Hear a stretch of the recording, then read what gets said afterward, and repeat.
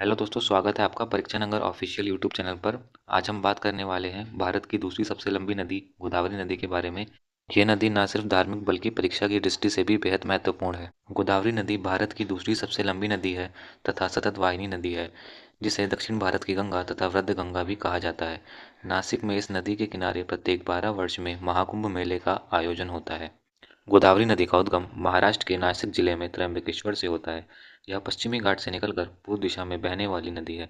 इसका विलय बंगाल की खाड़ी में होता है। गोदावरी नदी की लंबाई लगभग 1465 किलोमीटर है, जिसके कारण यह भारत की दूसरी सबसे लंबी नदी कहलाती है।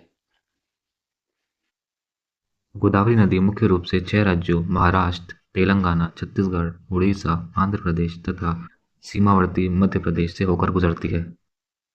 पूर्णा, पेनगंगा, वैनगंगा, इंद्रावती, सबरी, प्राणहिता, मंजीरा गोदावरी की प्रमुख सहायक नदियां हैं। गोदावरी नदी आंध्र प्रदेश में विशाल डेल्टा बनाती है, जिससे धान की खेती बड़े पैमाने पर होती है। इसी कारण गोदावरी डेल्टा क्षेत्र को धान का कटोरा भी कहा जाता है। पोलावरम परियोजना के तहत गोदावरी नदी को कृष्णा नदी से जोड़ा गया है। तो दोस्तों, ये था गोदावरी नदी का संक्षिप्त विवरण। अगर आपको ये वीडियो पसंद आया हो तो लाइक, शेयर और सब्सक्राइब ज़रूर करें। Thank you.